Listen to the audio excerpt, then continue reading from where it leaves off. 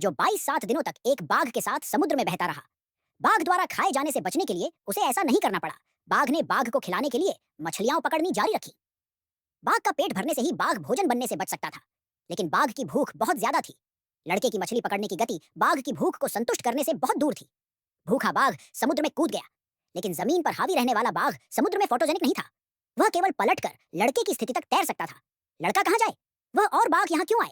पता चला कि इस युवक के माता पिता भारत में एक चिड़ियाघर चलाते हैं, लेकिन भारत में लंबे समय से चल रही अशांति के कारण चिड़ियाघर अब नहीं चल सकता था। अशांति से बचने के लिए उसके माता पिता विदेश जाने की तैयारी कर रहे थे, लेकिन रास्ते में एक दुर्घटना हो गई। जहाज तूफान की चपेट में आ गया और बड़ी बड़ी लहरें जहाज को डुबाने वाली थीं। इस अफरा तफरी में किसी को युवक को लाइफ बोट पर धकेलने के लिए भेजा गया। जैसे ही दूसरे लोग नाव पर चढ़ने वाले थे, एक झेबरा घबराहट में डेक से कूद गया। लाइफ बोट के वजन से रस्सी टूट गई। जिस क्षण लाइफ बोट पानी में गिरी, जहाज पूरी तरह से लहरों में समा गया। लाइफ बोट से टकराती विशाल लहरों को देखकर वह बहुत डर गया। समुद्र के सामने इंसान बहुत तुच्छ लग रहे थे। इस समय पेई ने समुद्र में संघर्ष कर रहे बचे हुए लोगों को देखा। जब लाइफ बोट आई तो उसने तुरंत बचे हुए लोगों को बचाने के लिए एक लाइफ बॉय नीचे फेंका। पेई ने अपनी पूरी ताकत से बचे हुए व्यक्ति को ऊपर खींच लिया। यह उसके अपने चिड़ियाघर का बूढ़ा 5वां व्यक्ति निकला। वह इतना भयभीत था कि वह अनजाने में समुद्र में कूद गया, लेकिन समुद्र शार्क से भरा था। उसके आगे एक बाघ था और उसके पीछे एक शार्क। पेई हताश था।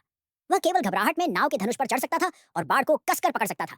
इस तरह पेई ने बाढ़ पर तूफान की एक रोमांचक रात बिताई। भोर में उसने पाया कि नाव पर बाघ का कोई निशान नहीं था, केवल घायल झेबरा बचा था। पेई नाव पर लौट आया और कपड़े उतारने ही वाला था कि एक शिकारी कुत्ता अचानक केबिन से बाहर आ गया। हालांकि शिकारी कुत्ता आकार में छोटा था, लेकिन यह बहुत आक्रामक था। पेई डरकर वह फिर से खंभे के पीछे छिप गया। कुत्ते का शरीर नाव के साथ साथ बाएं दाएं हिल रहा था। हिंसक झटकों से कुत्ते को चक्कर आ गया और वह पीछे मुड़ गया। जल्द ही वह वापस केबिन में आ गया। इस समय केले पर सवार एक गोरिल्ला समुद्र में तैरता हुआ आया। पेई ने जल्दी से गोरिल्ला को बचाया और उसे नाव पर चढ़ा दिया। छोटी नाव पे और जानवरों के लिए नूह की नाव बन गई। पेई नाव पर खड़ा था और जोर से चिल्लाया, लेकिन उसे केवल लहरों की अंतहीन ध्वनि का जवाब मिला। रात हो गई। समुद्री बीमारी से पीड़ित शिकारी भूख से कुत्ता जाग गया और सीधे घायल झेबरा के पास पहुंचा। पाई केवल झेबरा को मरते हुए देख सकता था। अपने दिल में डर के कारण पाई अगली सुबह तक फिर से सूखे समुद्र में छिप सकता था। ठंडे समुद्र के पानी ने पाई को जगा दिया। जानवर रात भर हिलने डुलने और टकराने के बाद बहुत थक गए थे। पाई ने केबिन खोलने का अवसर लिया और अंदर एक उत्तरजीविता गाइड पाया।